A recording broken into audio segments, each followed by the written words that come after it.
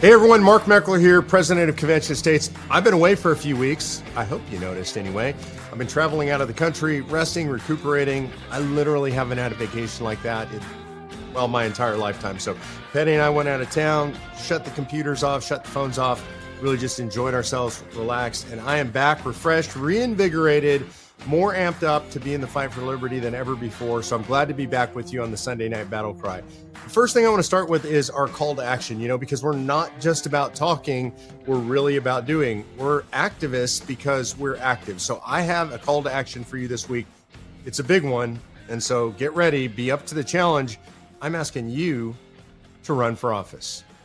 I know you're sitting there right now like, me, not me. I'm not a great public speaker, or I don't have enough time, or I'm busy with my family, or I've got a business, or whatever it is. But I'll be honest with you, this is what the framers expected of all of us. Not that every single person would run for office, but that a lot of you would. And so the question you have to ask yourself is, why not you? Not why you, but why not you? You're here because you love America. You love your state, you love your community, you love your family, you love God, and that means you have a responsibility to all of those things.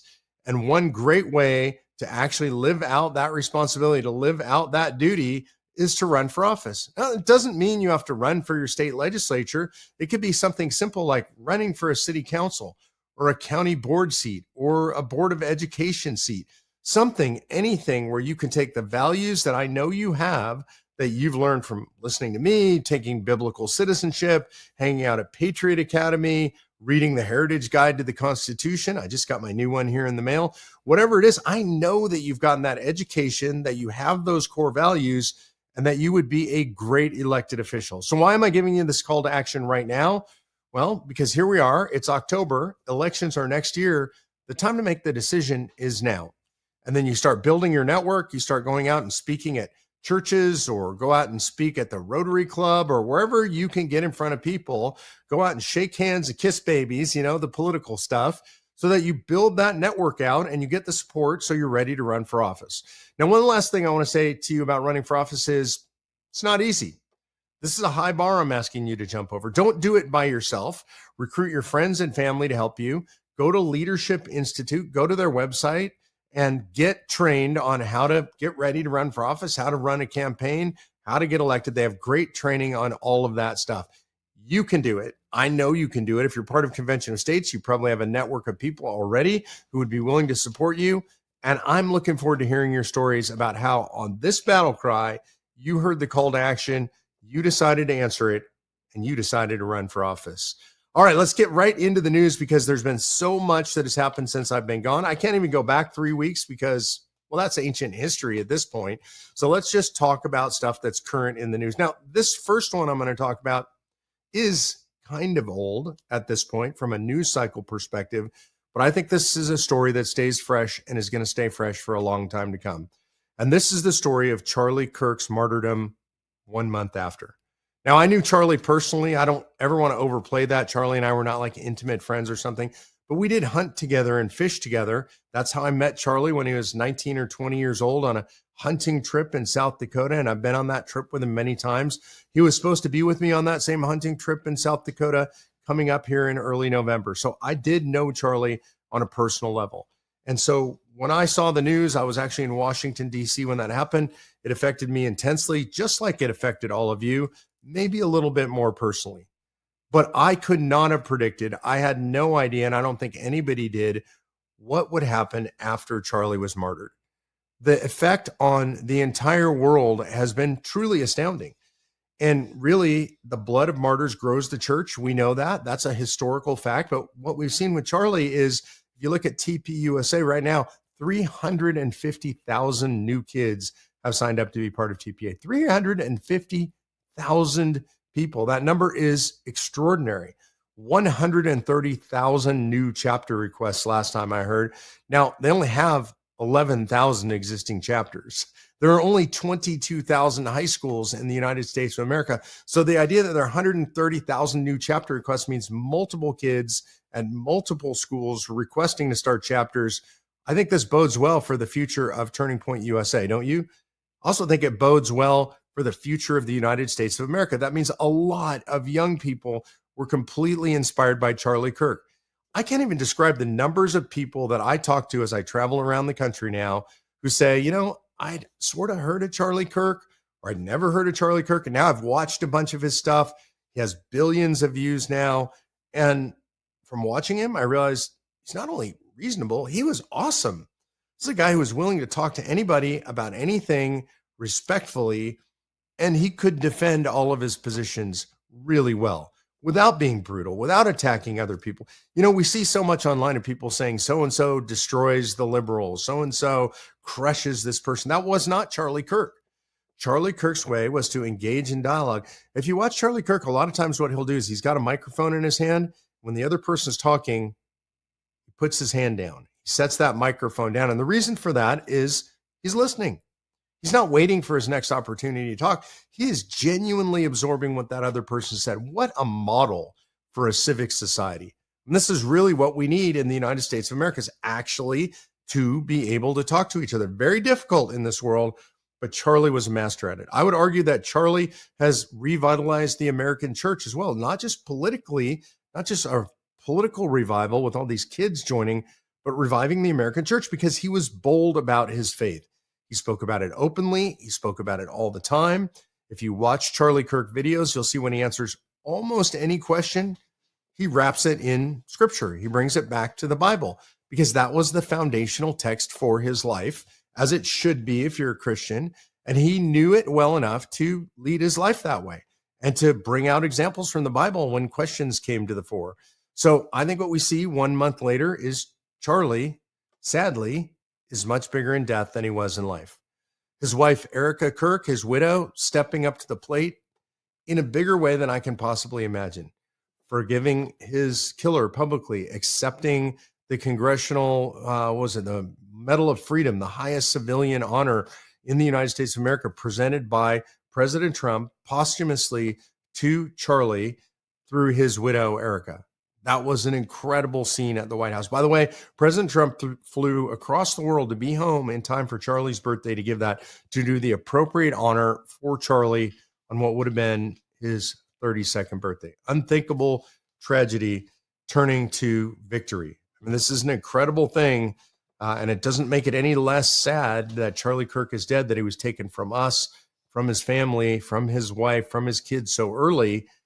But it shows you what can happen when somebody's truly committed to a cause in a genuine way like Charlie was. So God bless Charlie Kirk. May his memory be a blessing to all of us. And may his movement, the movement he started with young people in America, young conservatives, young Christians, continue to grow.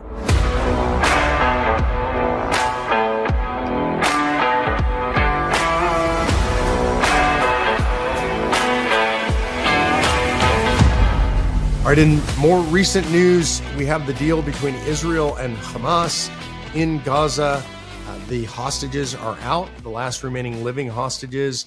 There are a bunch of dead hostages still unaccounted for, still in the Gaza Strip. We don't know exactly what's going on with those, whether Hamas knows where they are and they're just playing games with this stuff. As part of this phase one, the hostages were supposed to be returned, all of them, living or dead, and Hamas was supposed to disarm. Hamas has now said openly and aggressively they will not disarm. They're now pulling Palestinians out of their houses and murdering them in the streets, Palestinians that they believe are in cahoots with either the Israelis or with militias that were opposed to Hamas. And one of the things that just amazes me as you watch that part of it is all these people, all these leftists, all these crazy Hamas supporters that were in the streets in the United States of America are silent. They were complaining about a genocide, but they don't mind, apparently, Hamas pulling people out of their houses and shooting them in the back of the head in the middle of the street. Like, just absolute brutality at the highest degree. And all these supposed leftists wearing their keffiyehs and flying Palestinian flags and protesting at Columbia, not a freaking word out of any of them. It shows the hypocrisy. And I would go even farther. It shows how evil they were. Because what they were doing before was straight up anti-Semitism, anti-Jewish hatred. That's why they do it. They don't care if Hamas kills Palestinians. They don't care if Hamas uses Palestinians as human shields. They don't care if Hamas is executing people in the streets right now. They don't care at all because it's not the evil Jews doing the killing. These people have exposed themselves completely over and over as radical anti-Semites, and we need to understand that. And I'm going to talk about this more later on. We need to excise that danger from the Republican Party, from the conservative movement in America. There's some dangerous stuff happening. We'll talk about that a little bit later on. The Middle East, as this all unfolds, is going to be super interesting. So Hamas is not moving into the second phase. President Trump has said, well, then we'll just have to kill all of them. And by we, I think he means the Israelis, with the support of the United States, with technology from the U.S., with weapons from the U.S., with whatever else Israel needs. The U.S. has been very clear. Trump's been very clear. J.D. Vance has been very clear. No U.S. boots on the ground there in the Middle East. No boots on the ground in Gaza. But I think Israel can do the job. And I think now Israel has every reason to get inside the Strip and just finish off Gaza, to be done with it, to kill all the Hamas terrorists, to remove all the weapons, to demilitarize the area. Who's the strongest proponent of this? President Trump? No. It's actually the Saudis. And that's not to criticize President Trump. He's done an unbelievable job here. He's done something no other president in history has ever been able to do. But the Saudis are saying, look, if you don't get rid of Hamas, if you don't completely disarm, kill, dislocate, dislodge Hamas, then we will not participate in anything that goes on in Gaza. We won't even participate in the talks. So they are drawing the hard line in the sand, saying no more Hamas, not in Gaza, not anywhere else in power. You've got to get Hamas out. This is the message that the Saudis are actually sending to the United States government and to everybody else involved in the coalition that is allegedly going to clean up Gaza. It's very good news to have the Saudis taking that hard line.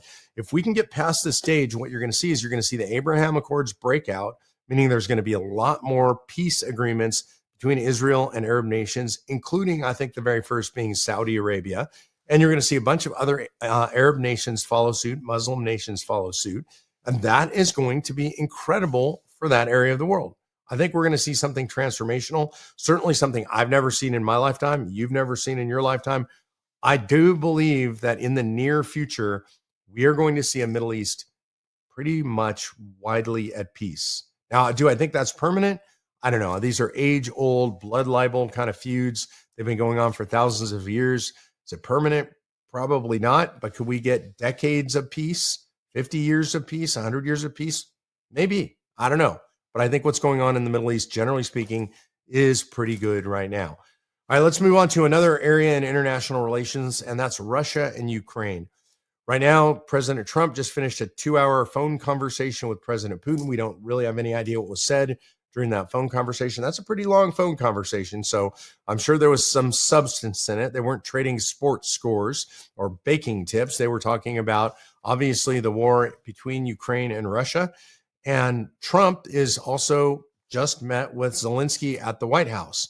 And what exactly was talked about there, we don't know. There have been some folks who've surmised that we're talking about giving long-range Patriot missiles to the Ukrainians to allow them to strike deep into Russian territory.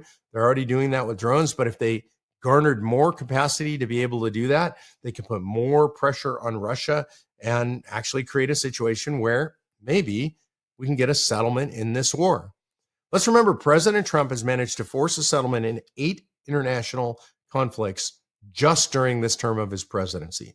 These are incredible historic numbers, never before seen. He truly is the peace president, and he wants to put the cherry on the sundae, the frosting on the cake, the coup de grace, by stopping the Russia-Ukraine war. And I think he's within striking distance on doing that. By the way, China is tied into all of this too. China right now buys most of their fuel, most of their oil from Russia. And that means they are the main funder of Russia's war efforts. Remember that Trump is about to meet with President Xi, right? There is a summit intended over economic issues, and he's about to meet with him. And what he wants to do is isolate China. That's what Trump's trying to do. So he just brought all these Middle Eastern countries in on a peace deal with Israel versus Hamas, got them all to the table. You saw the historic pictures. That isolates Russia. That isolates China. That means the U.S. is the dominant player in the Mideast. That fight, who's going to be the dominant Western power in the Middle East? The dominant external power in the Middle East has been going on for a long time. Definitively, at this point, that's the United States of America. And now what Trump is going to try and do is use the control of the oil that's there in the Middle East, and now his alliances with the Middle Eastern countries that use that or that produce that oil. He's going to try to use that to isolate Russia and China and ultimately to split them apart. I think what he's going to do is try and get China buying its oil from the Mideast instead of from Russia, and that cuts off the flow of funds to Russia, and it makes a settlement in the war with Ukraine much more likely. So it's going to be really interesting to watch what unfolds from these meetings with Putin and Trump and Zelensky and Trump. Can't really predict it, but that's my best view on what's happening and what's going to happen.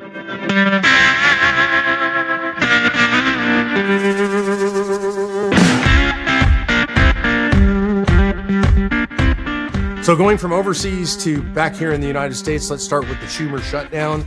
Federal government's still shut down, and it's really affecting each and every one of us really intensely, right? I haven't noticed anything. Have you noticed anything? I mean, I've literally noticed nothing. I've been traveling all over the country. I traveled internationally.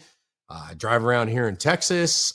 I've driven from Austin down to Houston and other places in town. I'm not noticing anything. Like, there is zero effect for the vast majority of Americans. Now, I realize it has a minor effect on the economy. So that's a problem for the economy overall over time. Maybe I've heard 0.25% on GDP or something like that, 0.5% on GDP. So that can be relatively significant in raw numbers. But for the average person, it's really having no effect. And the Democrats are doing something that we haven't seen before. This is a clean CR. They're being offered a clean continuing resolution, and they're saying no and trying to blame it on the Republicans. What are they trying to get in exchange? One, you guys have all heard this. This is a good narrative. They are trying to fund healthcare for illegal aliens, but not just that. A bunch of transgender stuff overseas, LGBT, alphabet soup kind of stuff, a bunch of crazy study, like the usual madness that Democrats want to fund, and the American people aren't down with it, and the polling shows that. So I think worst case scenario for Republicans is maybe it's 50-50 on the blame on the shutdown, but most people, the vast majority of people in America, aren't even noticing that the federal government is shut down unless they watch the news, and whichever side they watch is where they get their perspective on whose fault it is. But I just don't think it's a problem right now that the federal government is shut down. Trump's using it to his advantage to lay off possibly permanently thousands upon thousands of federal government employees. So I think this is working to Republicans' advantage. I hope that continues. I hope they don't bend at all. And I think eventually the Democrats will bend. They'll give their members, a few of their members, permission to support or to vote in favor of cloture, to end the filibuster in the Senate, and so that they can actually get to a final vote. Remember, this is already passed the House. So now they just need to get the Senate to do it. It takes 60 votes to actually get to the vote on the issue. And they can't get that right now because all the Democrats are voting in block against cloture, against ending the filibuster. So I think we're getting close. I think the Democrats are going to fold like house cards, and I think the government's going to be funded. I don't necessarily like the government being funded, but I think that's what's going to happen. Next, in Congress itself, we saw something really, I would say, sad, tragic, humiliating, terrible this week. We watched Mitch McConnell fall down as he was walking through the Senate. I think it was in one of the tunnels underneath the Senate building as he was headed back to his office or something. And if you watch the video, I mean, he just falls down. Like, there's no reason for it. Trip on anything in particular. He just looks like he's not ambulatory, like he can't really walk anymore. You can see his aides have him by the arm when he falls, and then they help him up. It's just sad. And we've gotten to the point where we have a bunch of folks in the House of Representatives, in the Senate, who are frankly too old to be there.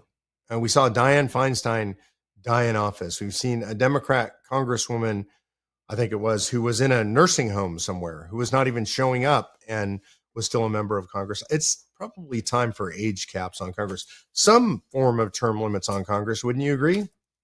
That's why I work to call a convention of the states, because one of the things we need is term limits. I don't think it'd be a bad form of term limits to have age-based term limits. Maybe people shouldn't serve beyond a certain age. Watching Mitch McConnell fall down, it was sad. Like, it's like watching my grandpa fall or my dad fall down. He needs to go home and focus on his kids and his grandkids while he still has time on God's earth before God calls him home. Time for Mitch to go home. All right, there are two dangers to the GOP in politics, generally speaking, right now. Danger number one is the economy. And the economy seems to be chugging along right now. It seems like it's really shrugged off the effect of tariffs, probably a slight inflationary effect from tariffs. Inflation is supposed to, according to the Fed, run around 2%. It's running more like 2.5%. So that's significantly higher than they want it. Some of that is probably related to the tariffs, but the market seems to be performing fairly well. Companies seem to be investing. Companies seem to be reporting robust profits. So right now, the economy looks pretty good. This is really important to Donald Trump. If the economy continues to produce, and even if it really unleashes, which there's some reasons I think that could happen, that will rebound to Donald Trump's effect going into the 2026 election. Not just Donald Trump, but to the GOP as well. A healthy economy means that people tend to vote to retain incumbents because people vote their pocketbook. So if the economy is doing well, you're making money, you're paying your bills, you're buying your groceries, you're making your car payments, all that stuff. There's a natural tendency for us to say, well, we don't want to mess with the status quo because things are going pretty well right now. And so one of the things to watch for is just what happens with the economy. I believe that one of the things that's going to happen that's going to make the economy better is I think the Supreme Court is going to say that President Trump overstepped on tariffs. He called all these tariffs emergency measures so that he gave himself emergency powers. It's hard to argue for emergency powers necessary to tariff, for example, Canada, which has one of the lowest tariff rates overall in the United States of any country. I think it's number 5 at the bottom of the list. And so tariffs on Canada as an emergency, that doesn't really make sense to me. Now, tariffs on China, that could make sense potentially as an emergency measure. So I think the Supreme Court is probably going to split the baby here some way, in some form. But I think a lot of these tariffs are going to get shot down. And the more it looks like that, the better the markets are going to do, the less inflation there's going to be. So I don't generally root for Donald Trump to fail on anything or for the courts to overrule Donald Trump on anything. In this case, I think legally it's the right decision. If the courts prevent Trump from imposing all of these tariffs and limited his power to do so, I think legally that's the correct decision. But I also think that helps the economy. So in a way, losing would be a win. Now, the second way that Republicans can lose the election is by being crazy, by being sort of pro-Nazi. I'm horrified to even be saying this, but it is possible that that's what's going to happen, that there's a fringe on the right that seems to be very anti-Semitic, that seems to be radically anti-Israel, that seems to be trying to undermine Donald Trump. And this would include notable talkers on the right, people like Candace Owens, who just seems to have literally lost her mind and gotten evil. Like Charlie Kirk said it a couple weeks before his death, seems like she's demonic, like demon possessed. And now, by the way, she's claiming she was Charlie's best friend and they were having a reunion. 2 weeks before he died, he called her demonic. I'm talking about people like Tucker Carlson, who I have long considered a friend and I know pretty well. I think the kind of stuff that he's broadcasting right now is very damaging to our country. He would obviously disagree with me, but he's bringing on people like Daryl Cooper, who as the most trusted historian, the most honest historian in the United States of America. This is a guy who says probably Winston Churchill was the bad guy in World War II and Hitler was the good guy. This is a guy who doesn't say the Holocaust didn't happen, but says the Holocaust was kind of a big mistake. It was just an accident that they rounded up all these Jews and they all died in these camps. Perhaps Daryl Cooper, the historian, hasn't read Mein Kampf. I mean, he does say he's not an expert on Hitler, and then he says all these horrible, pretty much anti-Semitic things, and Tucker has him on. Tucker did the interview with Vladimir Putin, and that interview, I don't think the interview was so bad. There's only so much you can do to push. You're in Moscow. You're interviewing a brutal dictator who used to run the KGB. Pretty rough place to be. But then Tucker goes out to a grocery store in Russia and pretends that everything's great for everybody in Russia because they have a very nice, clean, fancy grocery store. What he doesn't let you know is that most Muscovites, most people living in Moscow, couldn't possibly afford to shop in that grocery store. He acted like it was so affordable. It is affordable for an American, but not for somebody who lives in Moscow unless they're very, very wealthy, unless they're one of the oligarch class, unless they're the ones succeeding because of all the corruption in Russia. So why is he doing this? Why did he have the Iranian president on to deny that they've ever threatened President Trump, to deny that they've ever fomented terrorism. And he didn't push him on any of that stuff. So a lot of this stuff is happening on the right. The Hodge twins are in on it. There's a whole bunch of people on the what I would now call the fringe right who are promoting crazy conspiracy theories. Theories like, by the way, that Charlie Kirk was killed by Turning Point and by his widow. I mean, this is sick, evil stuff, but that's what we're seeing out of the far right. And if that rises, if that becomes the ascendant talking points, the ascendant talking heads for conservatives, then Republicans will lose the elections. And so I hope that we don't give into this insanity. I'm going to fight against it. I encourage you to fight against it. These are conspiracy theorists, and they will try to get you by saying things like, well, I don't mean anything by this. I'm just asking questions. And apparently we're not allowed to ask questions. No, you're allowed to ask questions. It's just as conservatives, what we are required to do as conservatives is present evidence. And this is really an important distinction. Leftists allege things and call them fact. People on the right are supposed to, if we allege things, present the underlying facts, not allege that the allegations are facts. That's a leftist process. That's the way leftists make their arguments. The way we make arguments is if we lay out an allegation, we lay out our supporting facts. That's not what people like Tucker are doing. That's not what Candace is doing. They are, quote unquote, just asking questions. And I hate this. I think it's really bad for the movement. I'm encouraging you, don't get caught up in that stuff. Don't go down the conspiracy rabbit hole. It's crazy. I mean, the idea that Charlie Kirk was killed by Erica Kirk and Turning Point, it's just evil. I can't believe people would even say that. But that could cause Republicans to lose the election. So if Republicans want to win the election, got to push that stuff out of the right, out from under the tent. All right, let's talk a little bit about travel, where I've been, where I'm going, what I've been doing. So a few weeks ago, Convention of States had our national summit. It was called the Race to Freedom. Incredible summit, great speakers, all of that stuff stuck seared in my memory.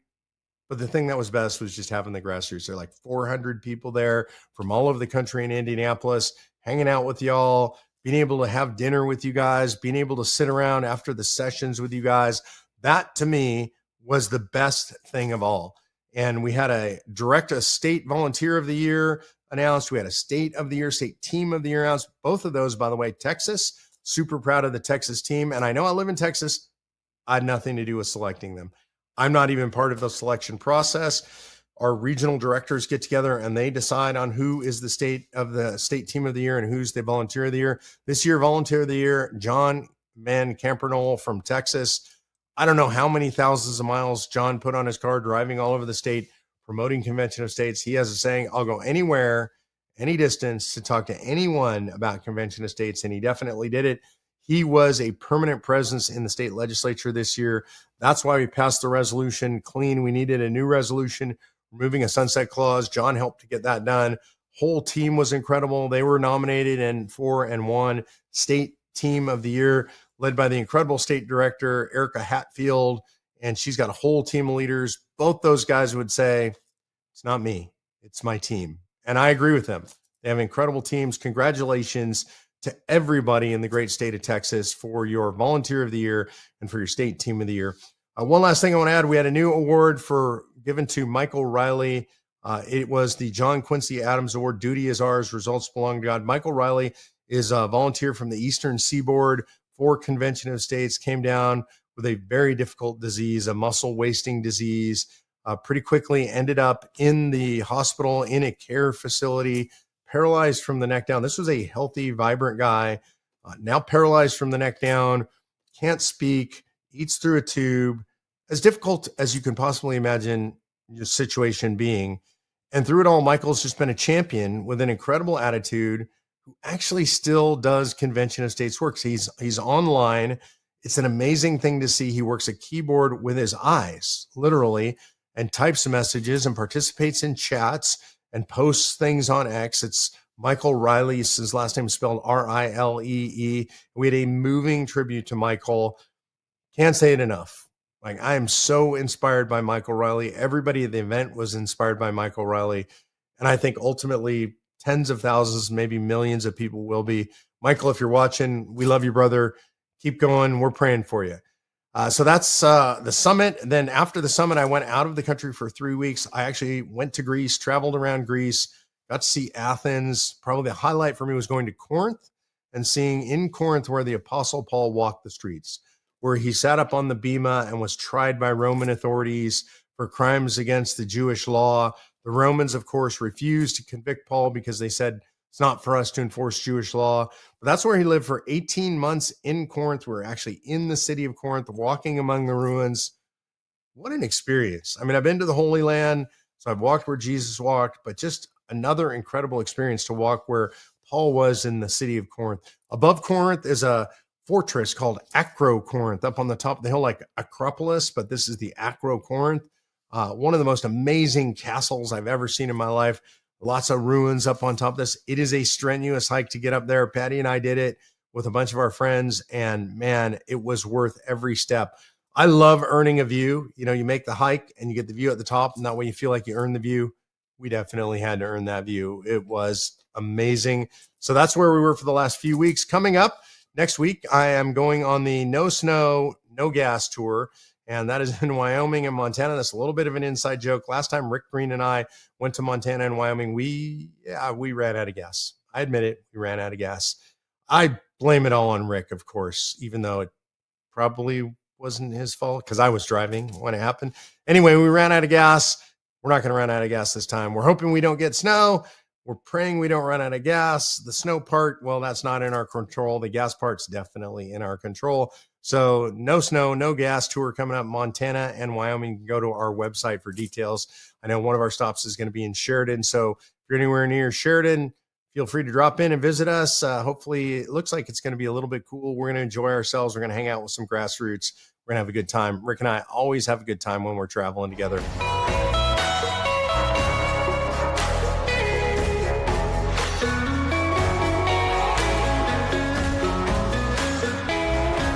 Real quick, we have a new endorsement I'm pretty excited to announce. That's Dr. Simone Gold from Frontline Doctors. Longtime friend. She was in the war with the Frontline Doctors against all the COVID madness. She's been telling the truth about medical freedom and the bad stuff our government's doing for a very long time. So you can check that out if you go to conventionofstates.com/endorsements. You can see the endorsement from Dr. Simone Gold. Now we're going to go to my favorite part of the day, my favorite part of this show, which is the Ask Mark Anything. You guys can ask me anything you want, literally, conventionofstates.com/ask Mark. Don't forget, by the way, to subscribe, hit the like button, ring the notification bell to make sure you beat that algorithm. And if you want more news delivered straight to your inbox, go to conventionofstates.com/BattleCry list and get signed up. All right. First question is from Steve Bruns. I don't feel the government has the constitutional authority to police cities outside of DC. Am I correct in my thinking? I support Trump and he's doing a fantastic job, but I question if he's overstepping his authority here. Steve, I think that's true on a general sense, like to police cities. I think if you say it that way, but to protect federal facilities, to protect courthouses, ICE facilities, to facilitate ICE doing their job, absolutely the federal government has the authority to do that. And that's all the president's doing. He's not policing cities generally without the invitation or permission of the mayor and the cities themselves. D.L. Coleman asks, why not request a referendum on the next statewide ballot asking the voters if they would like to have term limits and a balanced budget, especially in Washington? Well, the answer is because that has no actual effect. In other words, they can request that referendum. We could win that referendum, and then the legislature still does nothing. So it costs literally millions of dollars to run a statewide referendum. So to do that and not get anything out of it in the end, you can't get a resolution for a convention of states out of a referendum. That's why we don't do those. Tracy Grabiak asks, why do we distinguish between the name of COS organizations and the historic term, a convention of the states? And the reason is because they're different things. So our organization's name is Convention of States, and that's something for which we've applied for a trademark and a copyright on that. But the process itself is called a convention of the states. That's a generic term, right? That's dates back to the founding era when Virginia first called for a convention of the states. So that is a different thing than our organization, which is a convention of states. And so it's important we make that distinguishing statement because we want the trademark on our brand name, which is Convention of States. And you can't get it if you're talking about a generic term, which is Convention of the States. Karen Crump has a question. It says, not a question, but I appreciate your perspective on Flashpoint. I only wish I could see more of your dogs up close. I don't have a dog, but I love them. So do we have a dog in here? There's Doc back on the couch back there. So hopefully you can see him. You guys have had a chance to watch him grow from a little puppy into a big boy. I think he's about 150 pounds right now. Some of you are probably saying, I don't see anything back there except for a couch with a cowhide print on it. See, he's moving a little bit now. He blends into the couch perfectly. I often tell him if he's not a good boy, he would make a perfect footstool. I'm just kidding. You don't have to turn me into any kind of animal cruelty. I love dogs. Karen, I appreciate your comment on the dogs. It's kind of funny because a lot of times when I'm on TV, the dogs will walk in and poke their face into the shot. I don't mind. Maybe it's not professional. Maybe it's not INTV. That's just me. This is my life. I got a couple of big dogs to get in the middle of things. So Karen, thanks for appreciating it. I appreciate you guys. I love you guys. That's the battle cry for this week, and we will see you next Sunday night on the battle cry.